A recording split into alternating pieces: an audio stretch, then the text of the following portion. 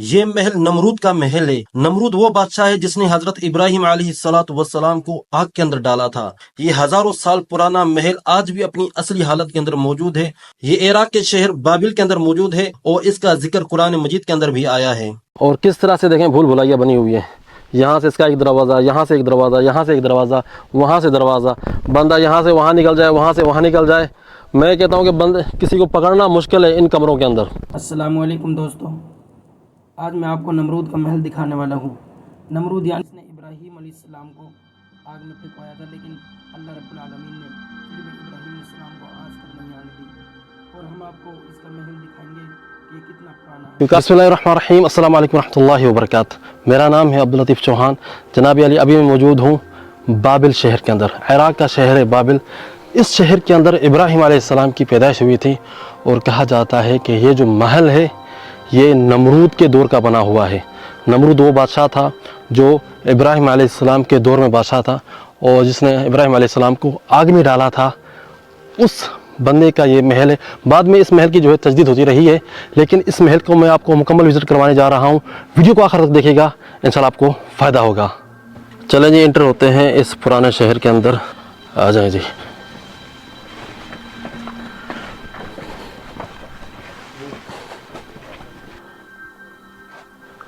और यहाँ पर वो एरिया है जहाँ पर ये लोग सब्ज़ियाँ वगैरह और फ्रूट वगैरह और वो चीज़ें जो है ना यहाँ पर सेव किया करते थे, जो एक फ्रिज के अंदर सेव की जाती हैं। आप देख सकते हैं यहाँ पर बिल्कुल बंद कमरे की तरह जो है ये माहौल है। और देखें इधर अंधेरा है। चलिए कुछ रोशनी करते हैं, चलते हैं अंदर, देखते हैं कि यहाँ पर क्या है। अरे भाई साहब, ये देखें भाई कितना खौफनाक कमरा है। तो यहाँ पर जो है ना फल फ्रूट और सब्ज़ियाँ वगैरह जो है सेव की जाती थी। ईंट के ऊपर ये जो इबारतें लिखी हुई हैं ये नमरूद के दौर की लिखी हुई हैं और इस महल के हवाले से यहाँ पर कुछ इबारत लिखी हुई है और जगह जगह पर इस तरह की ईंटें लगी हुई हैं इस महल के अंदर। ये सबसे पहला हाल है, ठीक है जी। इस हाल के साथ यहाँ पर कमरे वगैरह बने हुए हैं। ये ऐसे कमरे बनाए गए हैं भूल भुलैया की तरह, ताकि अगर बाहर से कोई दुश्मन हमला भी करे तो यहाँ पर रहने वालों को कोई मसला ना हो। इस महल के जो खुद्दाम थे, जो खिदमत करने वाले थे, जो वज़रा थे, जो उमरा थे, वो इस महल के पास ही रहा करते थे।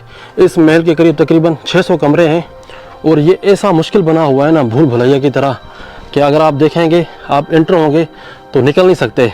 और मैं भी यहाँ पर अकेला इंटर हुआ हूँ और मुझे थोड़ा सा डर भी लग रहा है।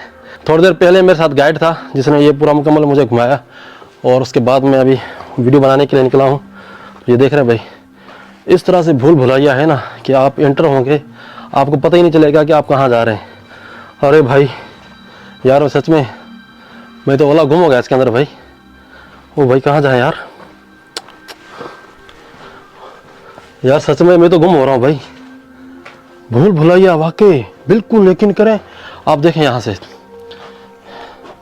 ये देखें जी, भूल भुलैया है। यानी कि एक दरवाज़ा नहीं है, एक दरवाजे से निकलते हैं दूसरा दरवाज़ा है। यहाँ पर रिहाइश के कमरे भी थे और साथ में गोदाम भी था। यहाँ पर अनाज वगैरह जो है सेव किया जाता था। और इसे भूल भुलैया के तरह कमरे बने हुए हैं ना। पहले इसके ऊपर छत भी हुआ करती थी, लेकिन वक्त गुजरने के साथ जो है ना छत ख़त्म हो चुकी है। ओए होए भाई साहब, हम तो भाईजान गुम हो रहे हैं। बाहर निकलने का रास्ता नहीं मिल रहा मुझे। निकलना कहाँ है? एक गली से निकलते हैं, दूसरी गली के अंदर दाखिल होते हैं। तो उस दौर के अंदर जो है जो दुश्मन यहाँ पर, अरे देखें भाई, यहाँ पर रास्ता बंद हो गया। अब घूम घूम कर हम यहाँ पर पहुँचे, रास्ता बंद हो गया। ऐसा ना हो कि मैं गुम हो जाऊँ, पीछे जो हमारा गाइड है वो मुझे ढूंढता रहे। गुम तो नहीं होऊंगा, कोशिश करूँगा बाहर निकलने की। तो बहुत ही मुश्किल भाई इन्होंने ये बनाया है भूल भुलैया।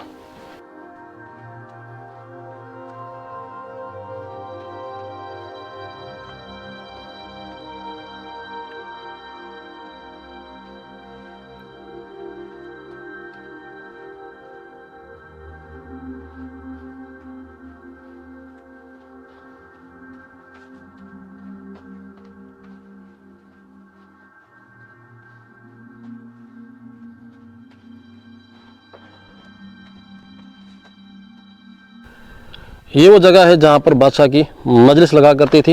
ये जो स्टेज बना हुआ है, इस मकाम पर बादशाह की कुर्सी हुआ करती थी। यहाँ पर बादशाह बैठा करता था। जो भी बादशाह के वज़रा उमरा जो हैं यहाँ पर बैठा करते थे। और सामने वाला जो एरिया है वहाँ पर आवाम हुआ करती थी। ये ऐसी जगह है जहाँ पर जो है आवाज़ गूंजती है। वहाँ पर जो है बादशाह बैठकर बात किया करता था और यहाँ पर बैठे हुए तमाम लोगों को जो है उसकी आवाज़ सुनाई दिया करती थी। अभी मैं यहाँ पर बोल रहा हूँ तो मेरी आवाज़ जो है ना गूंज रही है पूरे इस महल के अंदर। अब देखें, अल्लाह अकबर, अल्लाह अकबर, पूरे जो है ना हॉल के अंदर मेरी आवाज़ गूंज रही है।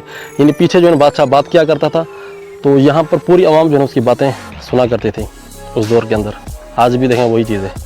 ये है सल्तनत बाबिल का महल, जहाँ पर इब्राहिम अलैहिस्सलाम इस शहर के अंदर पैदा हुए थे और इसी शहर के अंदर नमरूद बादशाह था उस वक्त पर।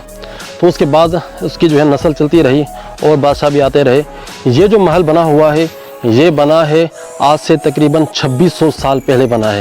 यानी इस महल की उम्र है 2600 साल। और इससे पहले यहाँ पर एक महल था जो नमरूद का महल था, वो ज़मीन के नीचे है। इस महल के नीचे भी जो है ना एक महल बना हुआ है। जो भी बादशाह आता था वो पिछले बादशाह के जो है ना महल को दबवा कर मिट्टी के अंदर फिर दूसरा ऊपर उसके महल बनवाया करता था। पहले इस मुल्क का नाम था बाबिल, इराक नहीं था। इराक तो बाद में इसका नाम पड़ा है, पहले इसका नाम था बाबिल। और यहाँ पर इब्राहिम अलैहिस्सलाम, इस एरिया के अंदर इब्राहिम अलैहिस्सलाम की पैदाइश हुई इस शहर के अंदर, बाबिल शहर के अंदर। ये महल जो है कहा जाता है कि नमरूद का महल है। और यहाँ से कुछ दूर एरिया है, वहाँ पर इब्राहिम अलैहिस्सलाम को आग में डाला गया था। वहाँ पर एक मिनारा बना हुआ है जो नमरूद ने बनवाया था, कि इसलिए बनवाया था कि वो देख सके कि इब्राहिम अलैहिस्सलाम आग के अंदर किस तरह से जल रहे हैं। तो ये नमरूद का महल आज भी मौजूद है इराक के अंदर। और बाद में इसकी जो है ना तरमीम की गई है। यहाँ से आप देख रहे हैं ये तकरीबन 15 मीटर लंबी दीवार है। आप दीवारें देख रहे हैं, जितनी भी ये दीवारें बनी हुई हैं तकरीबन ये 15 मीटर ऊंची दीवारें हैं। उस दौर के अंदर किस तरह से नमरूद की फैमिली ने जो है ना ये महल बनवाया था, अल्लाह, बंदा यार देख के हैरान हो जाता है कि यार क्या चीज़ उन्होंने बनाई थी उस टाइम पर।